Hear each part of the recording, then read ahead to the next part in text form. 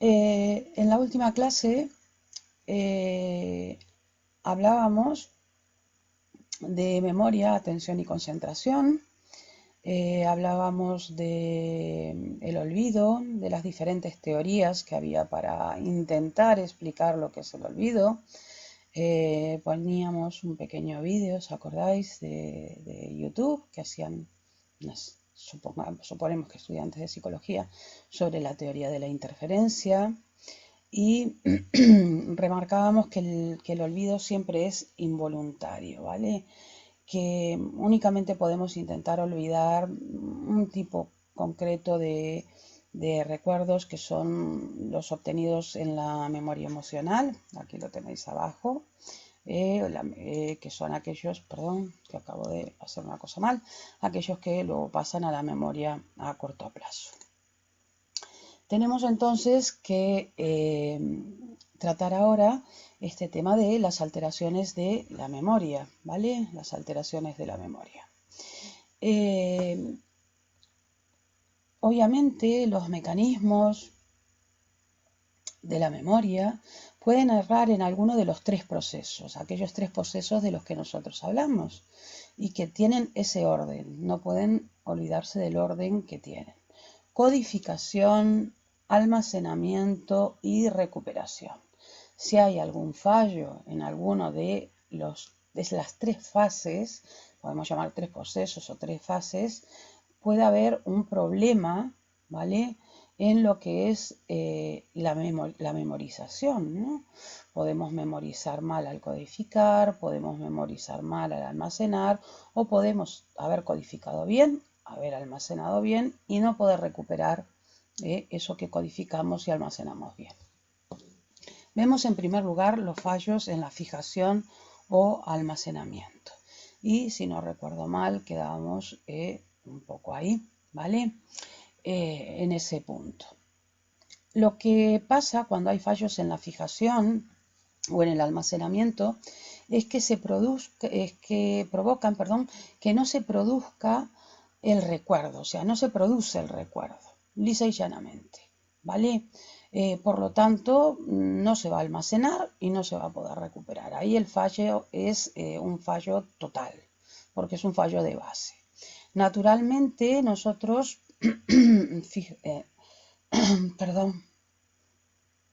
tendemos a no recordar aquellos o que nos es indiferente emocionalmente, ¿vale?, que no tienen ningún significado de tipo emocional para nosotros, o que no está provisto de un contexto adecuado para que lo recordemos. Por eso yo en ocasiones sí que les insisto en que intenten darle un contexto a lo que están estudiando, ¿no? Que no lo estudien de forma aislada, que no lo estudien de una manera memorística, porque eso es estudiarlo fuera de contexto. Tenemos que tener en cuenta que la memoria puede estar alterada patológicamente, o sea, acordaros que os decía que el otro día que patología o un estado mórbido quiere decir que estamos ante una enfermedad, ¿vale? El alcoholismo crónico lleva el síndrome de Korsakoff, vosotros podéis buscar este tipo de cosas. Acordaros que nosotros solo podemos dar grandes pinceladas aquí, no nos podemos parar mucho, si no, no avanzamos nunca. Y la idea es despertaros también un poquito de curiosidad, ¿no?, para buscar esas cosas que os llamen la atención. Pero el alcoholismo crónico lleva realmente a fallos en la memoria porque daña, ¿no? Daña neuronas, daña circuitos neuronales, etc., ¿no? También los traumatismos cerebrales pueden dañar si afectan a determinadas zonas, especialmente que están más, digamos, especializadas en la memoria, pueden dañar la fijación y el almacenamiento, ¿vale? Acordaros que si es en la fijación, ya el error es de base total. Si es en el almacenamiento, estamos en el segundo peldaño y también va a ser un error muy grave, ¿no?, en el proceso. No sé si lo visteis, pero os mandé un enlace de Drive para que pudierais ver un documental que yo realmente adoro, ¿vale? Y que creo que os va a gustar muchísimo, os va a llamar muchísimo la atención porque cuenta unas historias muy humanas y muy interesantes y que a todo el alumnado al que se lo he puesto, que es a todo el alumnado al que le he dado psicología y también cuando daba antropología, le ha llamado poderosamente la atención y se ha visto muy implicado, ¿no? en lo que veían. Bueno, además de eso, fijaros, del tema de alcoholismo crónico, por poner dos ejemplos que venían en el libro, y de traumatismos cerebrales que pueden provocar fallos en esas dos primeras, digamos, fases de lo que es la memorización, alcoholismo y traumatismo cerebral, perdón.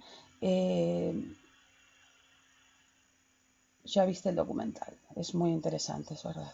Les decía que además del alcoholismo crónico y los traumatismos cerebrales que poníamos como ejemplo, lo que tenemos a continuación es simplemente, hay más tipos de amnesia, pero vamos a ver simplemente tres tipos de amnesia que son, digamos, como los más comunes o las más comunes de las que se habla. La amnesia anterógrada, que es la amnesia donde lo que tenemos es incapacidad de generar nuevos recuerdos, y yo ahí les sugiero que vean la película Memento, que creo que les va a gustar mucho. Aparte es una película de acción, de suspense, y trata muy bien este tema de la amnesia anterógrada, ¿vale? La amnesia lacunar, lo de lacunar viene de lagunas, de tener lagunas, ¿vale? ¿Qué es la dificultad? Consiste en tener una dificultad para recordar ciertos periodos, ciertos lapsos de tiempo, de ahí lo de lagunas, tener lagunas, amnesia lacunar, y la amnesia parcial, que es la dificultad para determinados tipos de recuerdos. Eso en cuanto a los fallos, aquí lo tenéis, de fijación y almacenamiento, que serían las dos primeras fases, acordaros. Primera, y además son jerárquicas, ¿no? No os olvidéis de eso. Además de esto tenemos fallos de evocación, o sea, de cuando nosotros hemos codificado o nuestra memoria ha codificado, nuestra memoria ha almacenado, pero no podemos evocar, no podemos traer, no podemos recuperar aquello que hemos codificado y aquello que hemos almacenado. Por eso tenemos aquí que los fallos de evocación consisten en la incapacidad para acceder a un recuerdo pasado. Esto sería lo que se llamaría amnesia retrógrada, o sea, hacia atrás. ¿Vale? Anterógrada quiere decir que es la que teníamos aquí, es la que no permite generar nuevos recuerdos, y la amnesia, que es lo que conocemos vulgarmente como amnesia, es la amnesia retrógrada, que es la incapacidad de acceder a un recuerdo pasado. También existe entre los fallos de evocación o los fallos de recuperación de recuerdos, ¿vale? Si os olvidáis de evocación, acordaros de la palabra recuperación de recuerdos, la incapacidad de acceder a recuerdos en general, ¿vale? Que se llama hipomnesia. Por ejemplo, en los cuadros depresivos, no lo voy a explicar con detalle técnico, pero sí hay como un cierto problema especialmente cuando los cuadros depresivos son profundos y se prolongan un cierto tiempo.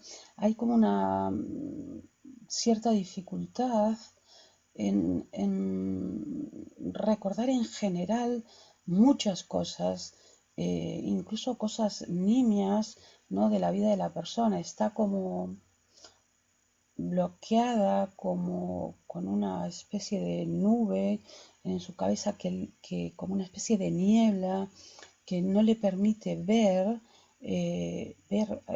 hacia atrás, ¿no? Ese ir hacia atrás, esa amnesia retrógrada, ¿no? Cosas de su vida, incluso cosas bastante inmediatas, ¿no? También está lo que se llama la hipermnesia, que es el acceso a la fijación desmesurada, ¿no? Tanto en calidad de recuerdos. Pensad, por ejemplo, eh, ya en plan de una serie, el tipo de memoria que tiene Sheldon Cooper en The Big Bang Theory, que recuerda absolutamente todo. Bueno, eso es lo que sale en la serie, ¿no?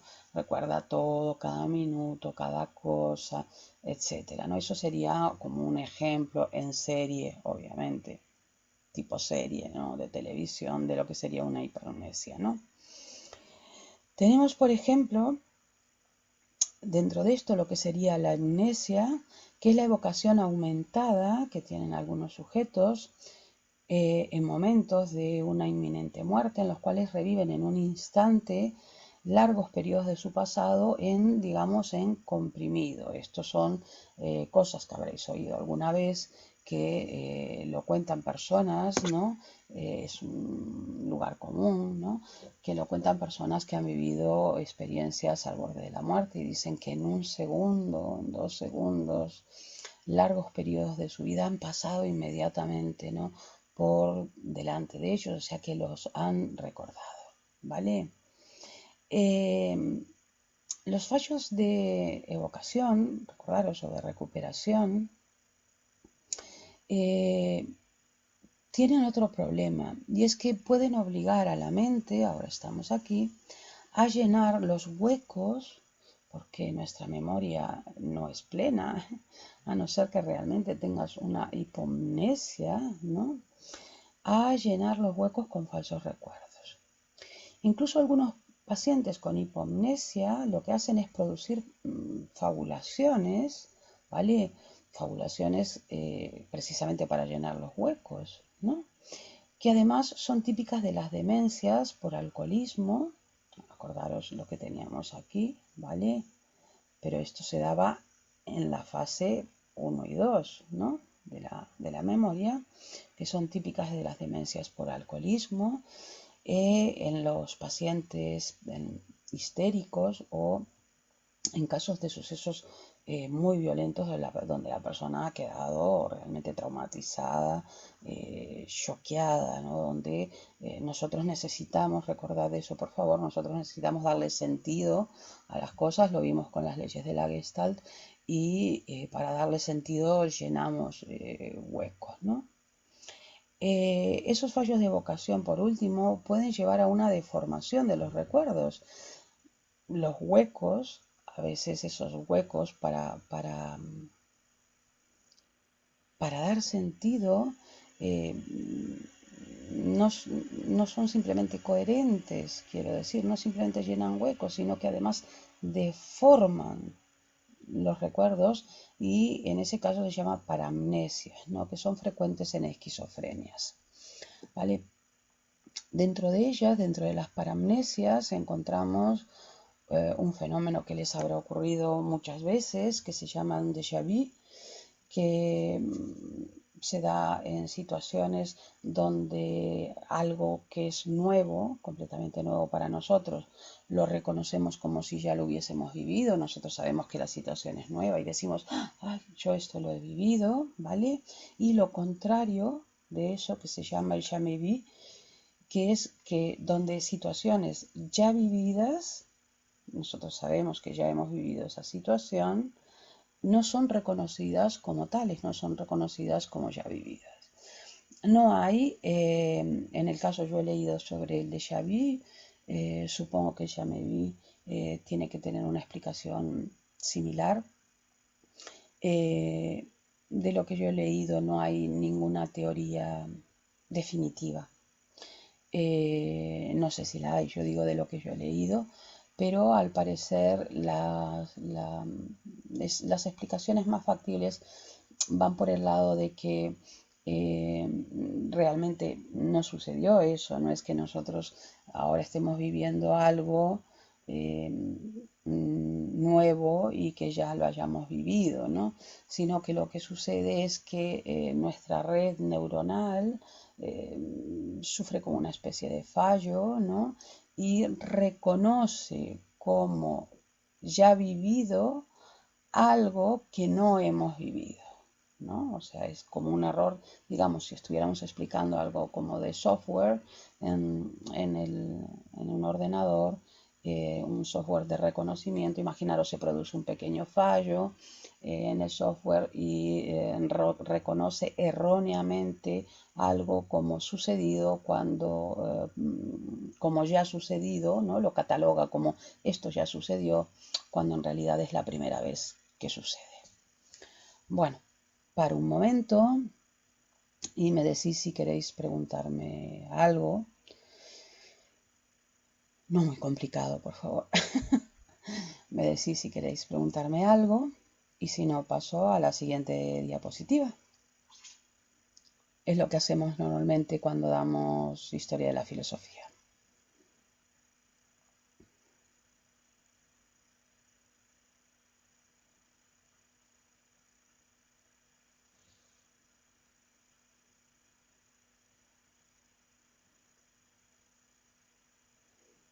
Bueno, no sé si visteis en el chat que Nuria Pájaro vio el documental y realmente es muy interesante. Yo les recomiendo que lo vean.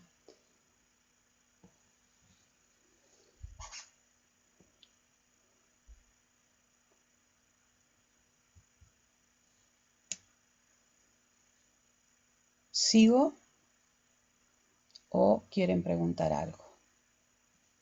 Si quieren que siga, ponedme sigue. Si alguien quiere preguntar algo, me ponéis lo que queréis. Preguntarme, perdón.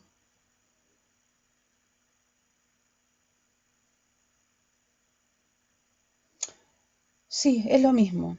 Evocar algo es recordar algo, recuperar un recuerdo. Recordar algo es recuperar un recuerdo. Es una cuestión de que normalmente vosotros no conocéis o no utilizáis la palabra evocar, pero evocar algo es recordar algo. Es lo mismo. Una de las acepciones de evocar es recordar y recordar es recuperar un recuerdo.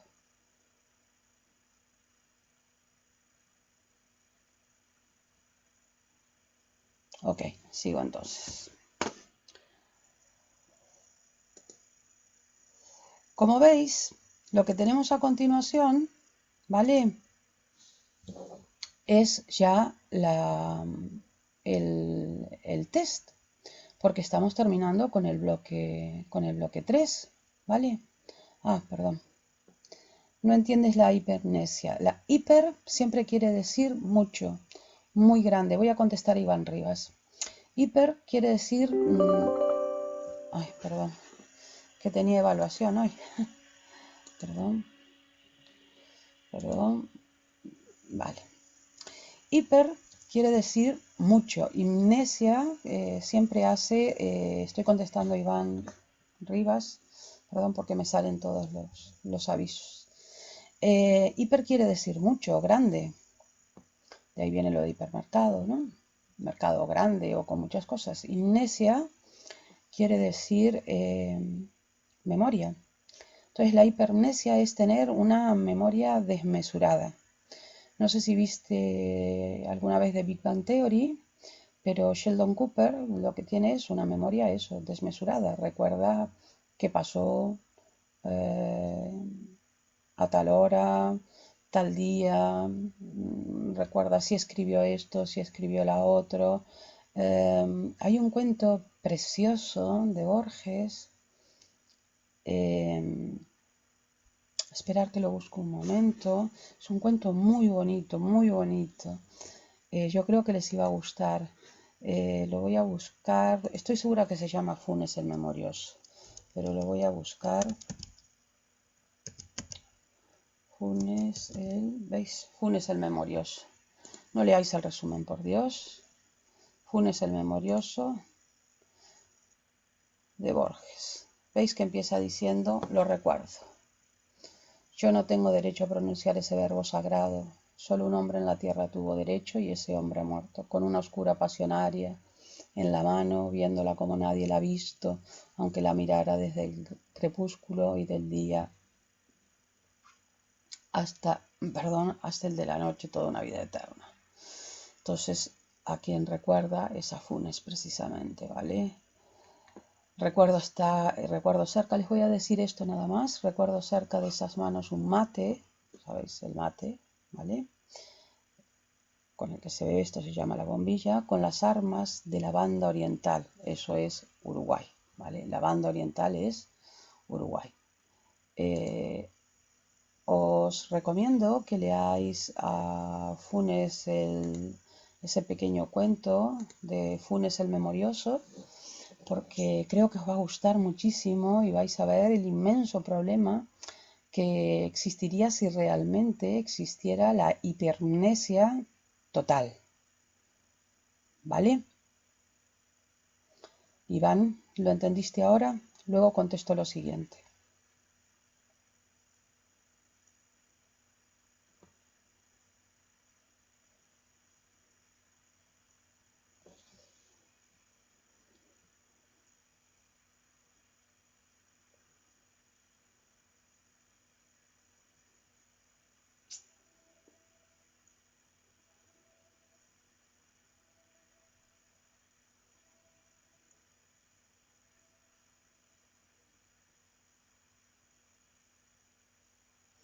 Vale. Andrea me pregunta si los tres procesos básicos tienen relación en cuanto al orden con los tipos de fallo. Pues en cierto sentido sí. Bueno, aquí están puestos de esta manera porque sabéis que yo tiendo a ordenaros las cosas en las diapositivas y también en los apuntes, porque creo que, y además está avalado por la ciencia, que tiene que tener un orden lo que está escrito, porque si no tiene un orden lógico, es muy difícil para ustedes ir enlazando una cosa con otra. Si ustedes recuerdan, en la parte más baja tenemos la codificación, lo primero que se produce, vamos a ir para atrás, a donde se da la memoria, aquí,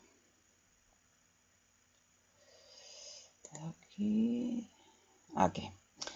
Donde hablamos de la memoria, decimos que hay tres procesos básicos o tres fases. Yo pondría tres procesos, fases básicos de la memoria. Y no los he numerado porque no están en el libro y no quiero crear demasiada confusión entre lo que yo doy y aparece en el libro, por eso a veces simplemente les digo esto mejor dejarlo, mejor añadir esto y no muevo nada más. Pero lo primero que hay es la codificación, ese es el primero, entonces es el básico. Una vez que codificamos pasamos al segundo, que es el almacenamiento, ¿vale? Y una vez que codificamos y almacenamos, pues podemos recuperar o no. ¿De acuerdo? Entonces, acordaros que la codificación es la transformación de los estímulos en una representación mental y que era muy importante la atención. Y dentro de la atención, la selección e intensidad del procesamiento. Si vamos para atrás, que me imagino que esto ya lo tenéis muy lejos, la atención aquí, acordaros cómo podía haber trastornos de la atención, ¿no? Fijaros, desde el más básico, ¿vale? Con el nivel de arousal o activación, ¿vale? ¿Sí? Hasta ya los más graves, ¿no? Según que, pues precisamente, perdón, porque claro, es que aquí yo no puedo mirar todo, vosotros veis que yo no puedo mirar todo porque tengo, al tener esto activado de esta manera, no veo lo que hay de atrás. Eh, bueno, ahora no lo encuentro y va a ser difícil. Teníamos perdón, diferentes tipos de atención, era esto lo que quería. Con respecto a los contenidos, ¿vale? Teníamos lo de atención arousal, que es un estado de activación. Arousal quiere decir activación. La atención focal, la sostenida, la selectiva, la alternante y la dividida. Volviendo ahora para aquí, voy despacito para que os quedéis con eso. Nosotros, el tema que tenemos aquí con los fallos de fijación y almacenamiento, que me preguntabais qué pasaba y yo me fui a esta diapo, voy despacio para que no os mareéis. Los procesos. Decíamos que en la codificación, que es el primero, nosotros no empezamos almacenando, empezamos codificando.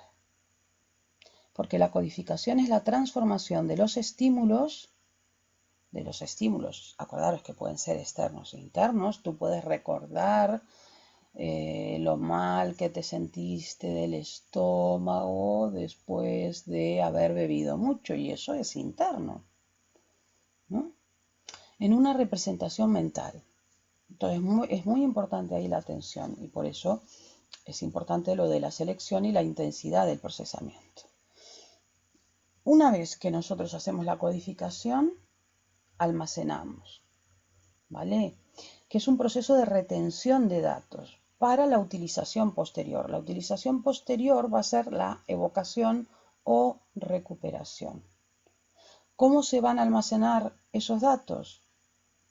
Mediante los esquemas, que los esquemas lo que hacen es reunir conceptos, categorías y relaciones.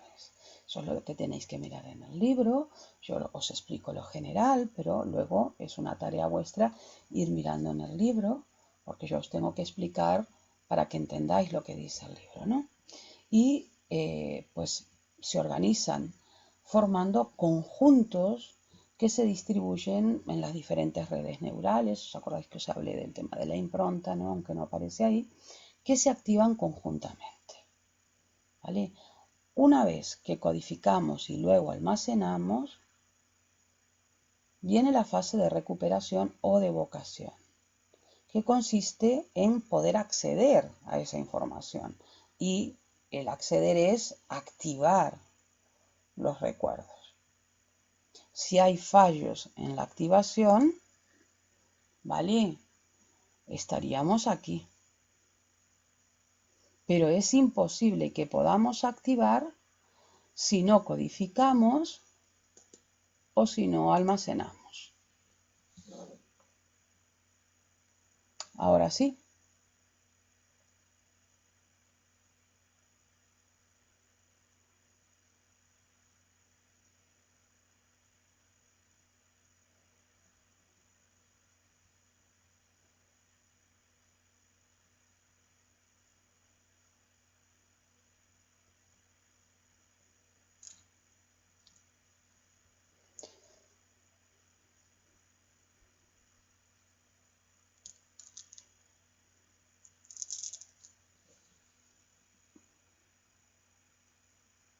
Andrea, ¿lo entendiste?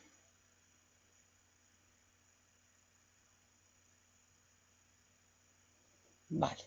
Si se fijan con esto, nosotros en realidad hoy terminamos con este tema, que es el de procesos cognitivos básicos, que son la percepción, la atención y la memoria.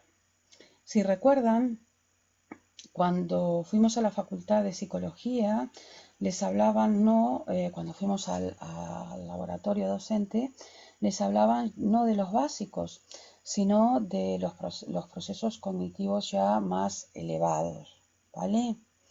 Que sería el siguiente tema, porque lo que vienen a continuación son test, ¿vale? Que podríamos hacer. Yo les decía que aquí no tiene mucho sentido hacer los tests online, ¿vale? Lo que tiene sí ya más sentido es hacerlos en el aula virtual. Pero bueno, yo no más que como para practicar, no le veo mucho sentido. Creo que es mejor que se dediquen realmente a hacer otra cosa. Tengo aquí una actividad, ¿vale? Que si quieren pueden hacer, más que nada por entretenerse, ¿no? Más que por otra cosa, ¿vale? Pero ya lo hicimos, que fue el vídeo de los umbrales, entonces realmente es un tema de, aquí lo que había que hacer era ligar el tema de umbrales a atención, pero no, porque ya es modificar lo que ya hicimos. Nada, aquí lo que veis son que hay varios test, ¿no? Que simplemente yo lo que tengo siempre son diferentes y después los voy, bueno, pues modificando, ¿no? Y cambiando cosillas. Les decía que después de estos procesos cognitivos básicos, voy a abrir un momento y ahora decidimos qué hacemos.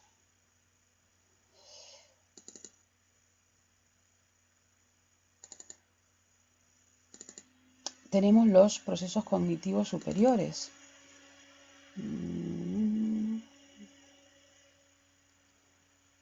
Aquí. Tenemos los procesos cognitivos superiores, ¿vale? Y eso era lo que les decían a ustedes que analizaban en el laboratorio donde hicimos, si os acordáis, con Noelia, aquel test, ¿no? De prestar atención y tal. Bueno, porque después ellos con ese prestar atención, focalizar, ver cómo lo hacíamos, cuánto tiempo tardaban, ellos iban sacando conclusiones, ¿vale? Sobre el aprendizaje, sobre la inteligencia, etcétera. Tenían diferentes tipos de test, etcétera. Si se fijan, lo que nosotros tenemos aquí, les voy a presentar el tema nada más y después decidimos qué hacemos, ¿vale? Esperad que voy a ponerlo aquí. Si se fijan, lo que vamos a ver aquí son dos grandes bloques de problemas, ¿no? El aprendizaje, la inteligencia y el pensamiento, ¿vale? No sé por qué me aparece solo aquí esto, tendría que comprobar el PowerPoint, ya viste que dudé un momento entre todos los PowerPoint que tenía, ¿vale? Tengo que mirar la sincronización en Dropbox porque estuve trabajando ahí una cosa para el aula virtual. Pero si se fijan, tenemos que ver diferentes teorías de aprendizaje y ya hay cosas que aquí os van a sonar, por eso me paré un poquito, aunque a veces es un poco pesado, ¿no? Me paré un poquito en el inicio con la historia de la psicología. Vamos a ver teorías del condicionamiento clásico o instrumental, con Pavlov y el conductismo de Watson, hasta el neoconductismo de Skinner, que sería el instrumental. Vamos a ver algo del aprendizaje según la Gestalt, que ya vimos Gestalt. Vamos a ver la teoría genético-cognitiva, que ya vimos algo de cognitivismo, con Piaget, perdón. Vamos a ver algo de la teoría del área del desarrollo potencial, el cognitivismo en Estados Unidos y lo que lleva el problema de la paradoja computacional. Uno muy interesante que yo creo que les va a gustar muchísimo, que está bastante vigente en este momento, Bandura. Y también algo que estuvo y aún sigue vigente, especialmente en el área educativa, aunque ahora ya está siendo bastante superada, a mí no me gusta demasiado, el constructivismo y la teoría del aprendizaje significativo. Y en cuanto a inteligencia, vamos a ver el debate sobre lo que es la medida de inteligencia, los primeros test de inteligencia que hubo y por qué se desarrollaron, y algunas de las teorías actuales de la inteligencia, que es un debate infinito, ¿vale? Las teorías factoriales y multifactoriales, algo que habréis oído hablar mil veces de esto que es la teoría de las inteligencias múltiples, por ejemplo la de Gardner, podéis ver algún TED de Gardner, y la inteligencia emocional, que es lo que les estoy preparando ay por Dios, de Morgade, que no me salía. para que lean una cosa mucho más actualizada de lo de Goleman que tenía hasta ahora, ¿no? Y vamos a hablar algo también de inteligencia artificial, ¿vale? Esto sería el nuevo tema. Pero recuerden que del tema anterior tenemos dos, y con esto ya termino y me dicen qué hacemos. Del tema anterior tenemos dos lecturas. Es que veis todos los que tengo aquí, ¿vale? Y tengo que mirar una cosa en estos de aquí. Pero eso nada, que pienso yo que lo arreglo en un momento. Bueno, hoy está un poco difícil, pero bueno. En la lectura veis que tenemos lo de Ramachandran y lo de Rodríguez. Me interesaba que miraseis lo de Rodríguez, ¿vale? No voy a abrir este que es el control, sino que mirarais el mío, Rodríguez Pervini, el narcisismo. El mío, veis que está marcadito, como siempre, ¿vale? ¿Sí? Y además de esto, visteis que os puse un anexo porque me pareció muy interesante, ¿vale?